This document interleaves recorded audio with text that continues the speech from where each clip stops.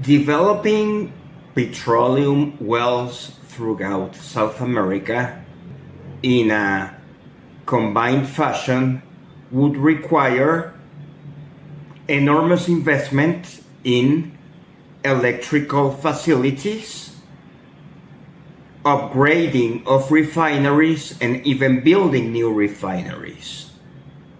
All of them should be connected by new roads and new pipelines. There will be environmental concerns and cultural concerns which would require additional investment in environmental mitigation and cultural awareness projects with indigenous communities and local organized groups throughout the regions where the new roads and refurbished oil fields are located.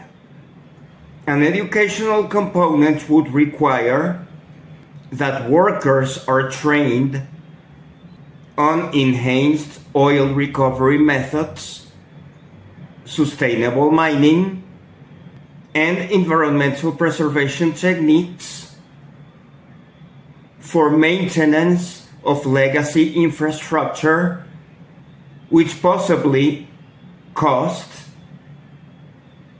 well-known tragedies in the Peruvian Amazon.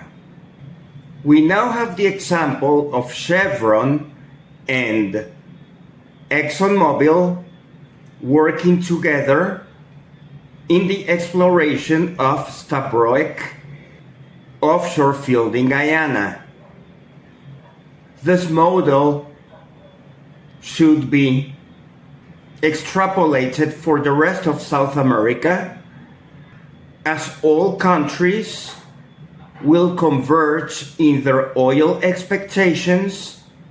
Budgets will be prepared simultaneously for the whole region, and blocks will be assigned according to South America's needs rather than national needs.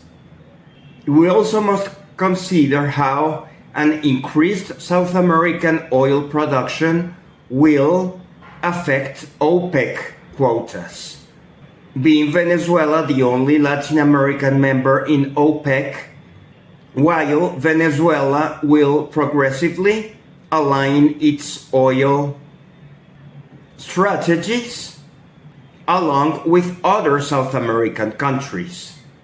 And this will probably promote a bearish trend in oil prices, as untapped reserves that were off the radar of major oil companies will suddenly all be available all at once. Copper mining in Chile is also a topic that should be addressed on a continental scale, as there is a number of legacy oficinas that are in dire environmental chaos and must be cleaned up. A similar tragedy is occurring at Arco Minero del Orinoco in southern Venezuela.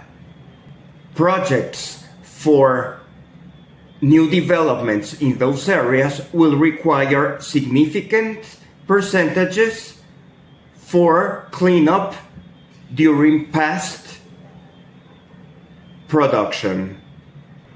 Electrical generation remains central, and an interconnection of thermal, hydroelectrical, and geothermal sources of electrical energy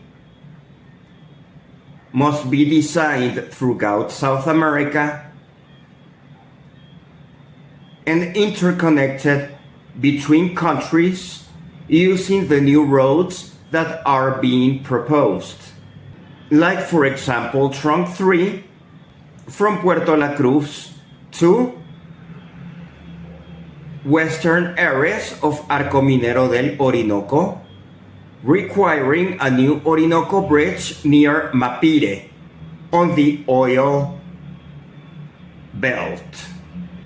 specifically Junín blocks. Simón Bolívar, Miguel de San Martín, and many of our liberators sought this kind of cooperation between Latin American nations, and unfortunately, South Americans decided to turn inward. If we don't unite, we will not be able to compete successfully against the European Union, the United States, Russia, or China, because our countries are small. Even Brazil would benefit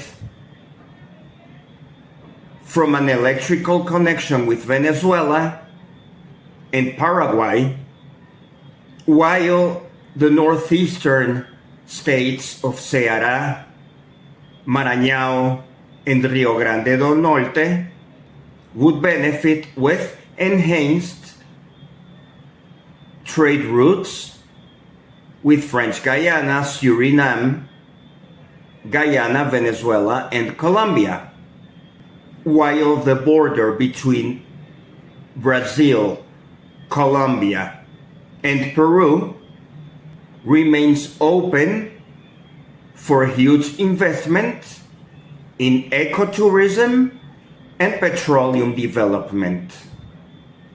Technologies exist so that mining and petroleum exploration is much more environmentally friendly than it used to be.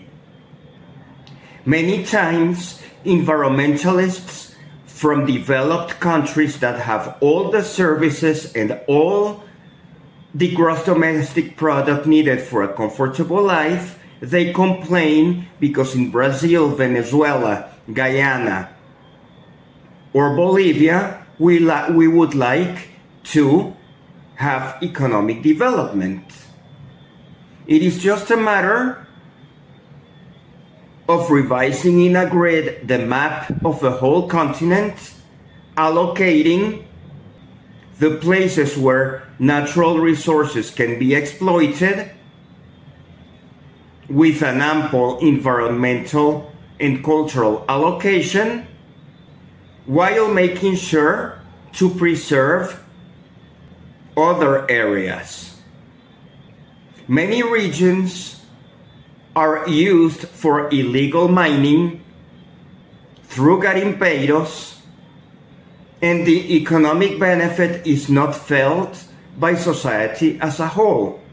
If we open up new roads and if we open up formal avenues for investment in those remote regions, relocation will be possible for an educated local workforce that will take care of their environment and comply with applicable environmental and international law. It will be beneficial to promote regulated mining through an organized development plan rather than continue forever letting garimpeiros exploit the wilderness as they wish. A comprehensive project uniting South America, Central America, and the Caribbean through roads, ferries, pipelines, and interconnected refineries and electrical generation facilities would cost about $1 trillion. And we must remember that the United States of America has printed a debt of about $40 trillion. Therefore, setting our minds to a $1 trillion project, which exclusively consists on provable, beneficial economic development activities for millions of residents, creating millions of jobs in 37 countries, is more desirable than only printing paper debt in the United States to the amount of $40 trillion, which probably will never be repaid. The $1 trillion investment needed in Latin America for developing mining, petroleum, electricity, and enhanced oil recovery and sustainable mining education should promote revenue in excess of that amount in a reasonable amount of years. Latin American countries need to start debating among ourselves how we can cooperate with each other to exploit together in a reasonable and thoughtful fashion our natural resources that are in high demand across the planet.